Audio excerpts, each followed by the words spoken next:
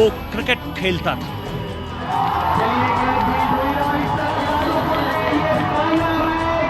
तब वो कॉलेज में पढ़ता था। तब वो बंदूकों से नहीं, बैट से खेलता था।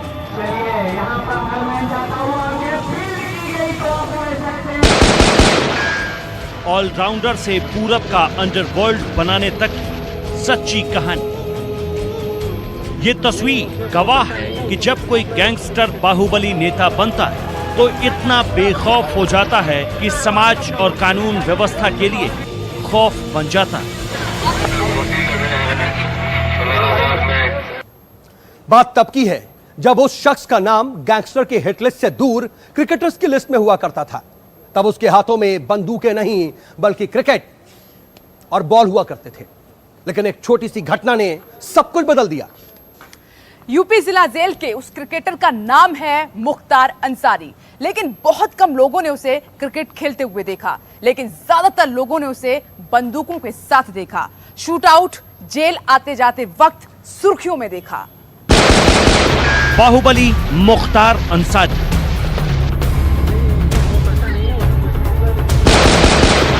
गैंगस्टर मुख्तार अंसारी।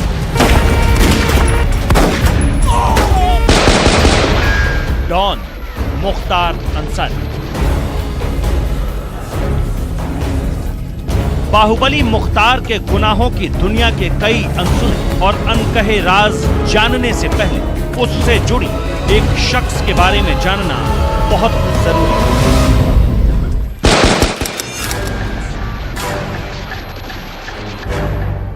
1947 और 48 में भारत और पाकिस्तान के बीच पहला युद्ध चल रहा था।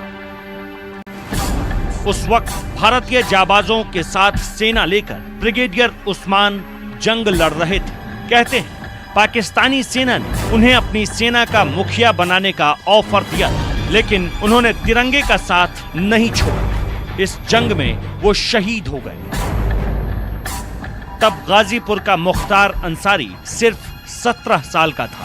शहीद ब्रिगेडियर उस्मान रिश्ते में मुख्तार के नाना लगते थे, लेकिन मुख्तार शायद अपने नाना की जिंदगी, उनके जज्बात और उनकी शहादत से कोई सबक नहीं लिया। इसीलिए उसने वो रास्ता चुना जिसमें जंग तो थी, लेकिन देश के लिए नहीं बल्कि गैंग।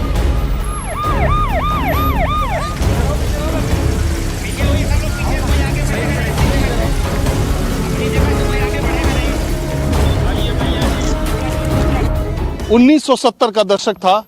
अगले 5 साल में पूर्वांचल में कई सरकारी योजनाएं आने वाली थी। करोड़ों रुपए के रेलवे के ठेके और सड़क निर्माण के कार्य होने वाले थे, और इसी के लिए समाज में वर्चस्व की लड़ाई शुरू हो गई।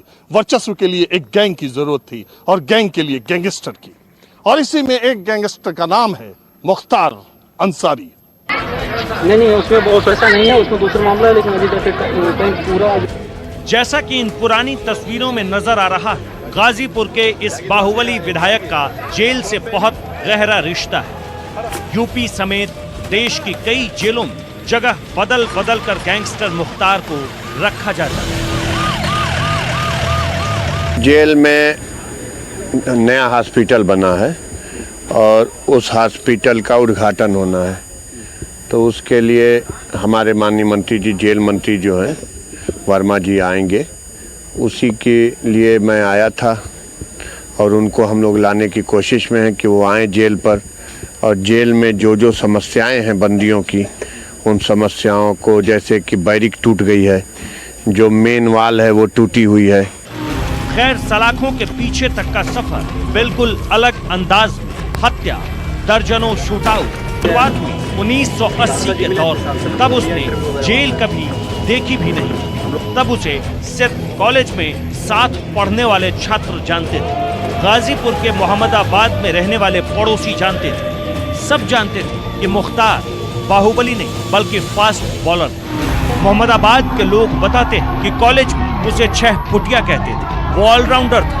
बाकी 2 भाई अफजाल और सिकबतुल्लाह बैट्समैन थे। तीनों गाजीपुर में क्रिकेट खेलते थे, लेकिन क्रिकेट के इसी दौर में जिंदगी ने एक ऐसी बॉल फेंकी जिसके बाद मुख्तार अंसारी ने बैट और बॉल को छोड़कर बंदूकें उठाई। गाजीपुर में मुख्तार का परिवार जमींदार था और पिता सियासत में अच्छी खासी दखल रखते थे। यूसुफपुर मोहम्मदाबाद में वो नगर पंचायत के चेयरमैन भी चुने गए, लेकिन एक ठेके को लेकर विवाद हो गया और वो भिड़ गए सच्चिदानंद राय से। और सभी जानते हैं कि गाजीपुर में राय कितनी बड़ी संख्या में है, वो चाहे जिसे बना दें और वो चाहे जिसे बिगाड़ दें। सच्चिदानंद राय अपनी बिरादरी के दम पर मुख्तार के पिता से भिड़ गए। मोहम्मदाबाद बाजार पहुंचकर उसके घर के पास उसने जमकर गाली गलौज की। उसके बाद लगा कि शायद सब कुछ शांत हो गया, क्योंकि काफी दिनों तक कुछ हुआ नहीं। लेकिन इसके बाद मुख्तार अंसारी ने इस पूरे मामले में एक अलग तरह से चुपचाप एंट्री ली। मुख्तार को लगा कि भाई अफजाल अंसारी मोहम्मदाबाद सीट से कम्युनिस्ट पार्टी के विधायक हैं, पिता नगर पंचायत के चेयरमैन, लंबा चौड़ा परिवार है, तो डर किस बात का। यही सोचकर मुख्तार ने सच्चिदानंद राय को उसी के हरिहर गांव में गोली मार दी। अपने इलाके के दबंग सच्चिदानंद राय की हत्या में दो लोगों ने मुख्तार की मदद की थी, साधु सिंह और मखनू सिंह। ये दोनों दबंग मुड़ियार के रहने वाले थे और मुख्तार की कद काठी देखकर दोनों बदमाशों ने उस पर हाथ रख दिया। साधु और मखनू मुख्तार अंसारी के आपराधिक गुरु थे। दोनों ने मुख्तार अंसारी से एक अजीबो गरीब गुरु दक्षिणा मांगी। मुख्तार अंसारी राजी हो गया और उस गुरु दक्षिणा की वजह से पूर्वांचल की क्राइम हिस्ट्री, गैंगस्टर, समाज और सियासत सब बदल गया। गाड़ी का नंबर 786 और साधारण कद, बड़ी बड़ी मूछें और आंखों पर चश्मा। मुख्तार अंसारी को लोग दूर से ही पहचान लेते थे, लेकिन अब वो ऐसा काम करने जा रहा था जिसके बाद अपराध की दुनिया में भी वो दूर से और दूर तक पहचाना जाने लगा। मुख्तार ने अपने गुरु साधु और मखनू के कहने पर रणजीत सिंह की हत्या की सुपारी ले ली। रणजीत सिंह मुख्तार के आपराधिक गुरुओं का दुश्मन था। क्रिकेट में सटीक निशाने के दम पर बॉल से विकेट उखाड़ने वाले मुख्तार ने बंदूक से भी ठीक ऐसा ही निशाना लगाया। स्थानीय लोग बताते हैं मुख्तार अंसारी ने रणजीत सिंह के घर के ठीक सामने रहने वाले रामू मल्लाह से दोस्ती की। जातिगत समीकरण और मछली के ठेकों को लेकर रणजीत और रामू मल्लाह के बीच दुश्मनी चलती थी, इसलिए मुख्तार ने रामू मल्लाह के घर में इस हत्याकांड की साजिश रची। उसने रामू मल्लाह के जरिए रणजीत के घर के बाहरी हिस्से में एक सुराख करवाया। यह ऐसा सुराख था जहां से रणजीत के घर का आंगन दिखता था। इसके बाद मुख्तार ने इसी सुराख की सीध में रामू मल्लाह के घर में एक सुराख कर दिया। अब वो रामू के घर में बने सुराख से सीधे रणजीत के आंगन में देख सकता था। रणजीत अपने आंगन में टहल रहा था। सटीक निशानेबाज मुख्तार ने निशाना लगाया, एक गोली चली और रणजीत ढेर हो भाई। अरे क्या हो गया भाई?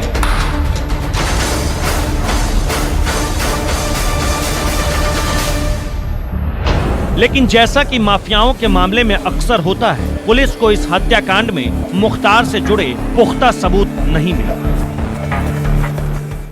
मुख्तार अंसारी पर आरोप था कि उसने अपने आपराधिक गुरुओं के कहने पर उनके सबसे बड़े दुश्मनों की हत्या कर दी।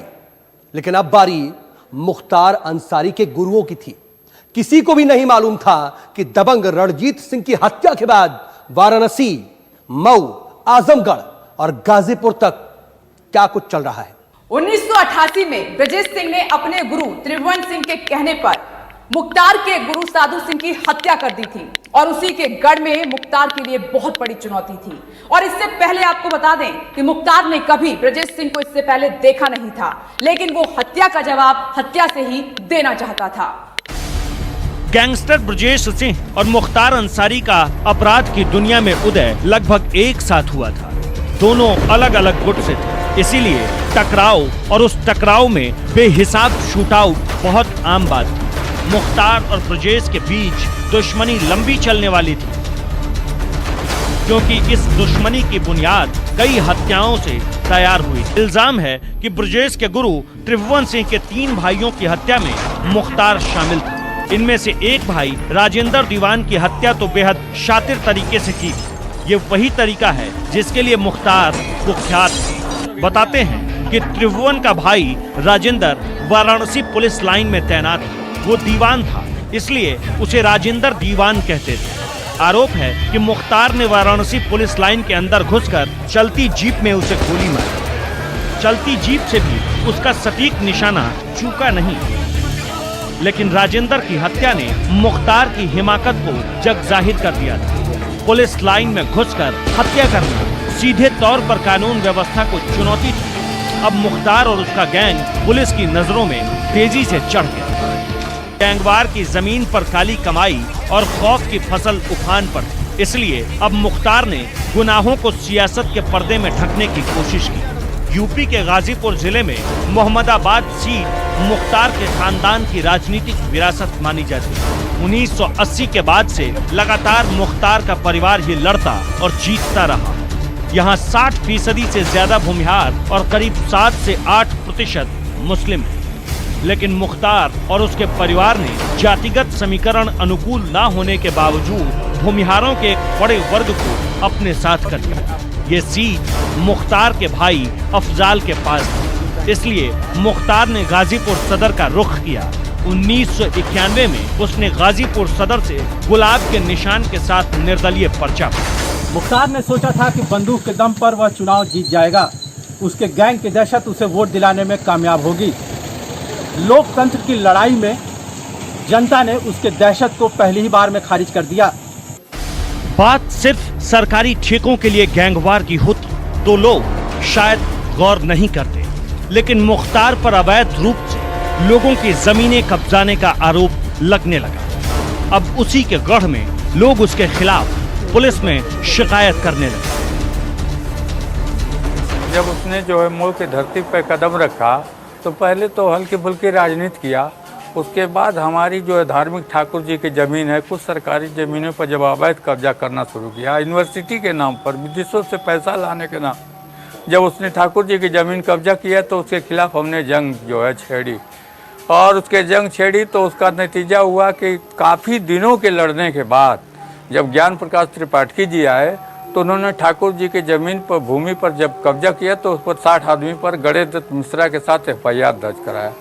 उसके बाद मुख्तार अंसारी के आदमी जो है बुनकर कॉलोनी में लगभग 50% है, वो भी कब्जा किए हुए हैं। उसकी भी हमने संघर्ष छेड़ रखा है, आज नहीं तो कल उस पर भी FIR होगा। पहली राजनीतिक हार के बाद मुख्तार ने एक बार फिर गुनाहों की दुनिया का रुख किया, क्योंकि वो जानता था कि सियासी हार जीत पर उसका जोर नहीं, लेकिन अपराध की दुनिया में कमजोर पड़ गया तो बंदूक के दम पर जुटाया गया करोड़ों का साम्राज्य बिखर सकता है। इसलिए मुख्तार एक बार फिर हथियारों का हमसाया बन गया। जिस दौरान मुख्तार अपना एक हाथ गुनाहों की दुनिया में और दूसरा हाथ सियासत में आजमा रहा था, उस दौरान ब्रजेश सिंह यूपी, बिहार, मुंबई, गुजरात, ओडिशा और पश्चिम बंगाल तक कोई, लेकिन वो हमेशा के लिए पूर्वांचल छोड़कर नहीं गया था। चुनावी हार के बाद जब मुख्तार का सारा जोर सरकारी ठेकों पर था, इसी बीच 1993 में पूर्वांचल में ब्रजेश सिंह की वापसी हुई। दोनों के बीच पुरानी दुश्मनी की जंग अब एक नया रूप ले चुकी थी। गाजीपुर से लेकर वाराणसी तक मुख्तार और ब्रजेश सिंह दोनों का गैंग काम करता था, या यूं कहीं सरकारी ठेकों को लेकर पूर्वांचल के 5 जिलों तक इनका धंधा फैल चुका था। लेकिन 1996 में मुख्तार अंसारी ने इसे नया मोड़ दे दिया। 1996 में मुख्तार अंसारी ने पहली बार गाजीपुर छोड़कर मऊ सदर से विधानसभा का पर्चा भरा। इस बार उसकी किस्मत, या यूं कहूं कि मऊ के लोगों ने उसका साथ दिया और 1996 में मुख्तार अंसारी बहुजन समाज पार्टी के टिकट पर पहली बार विधानसभा पहुंचा। मुख्तार के विधायक बनने के बाद उसके गुनाहों को एक तरह से राजनीतिक संरक्षण मिल गया था। विधानसभा में दाखिल हो चुके मुख्तार अंसारी के पास अब विधायक का पद भी था। विधायक का यही पद उसके गैंग और सरकारी ठेकों की रेस में उसका मददगार बना। अपने आपराधिक और राजनीतिक बाहुबल का इस्तेमाल कर मुख्तार अंसारी ब्रजेश सिंह को कमजोर करने लगा। अब ब्रजेश सिंह को भी अपने किसी राजनीतिक संरक्षक की तलाश थी।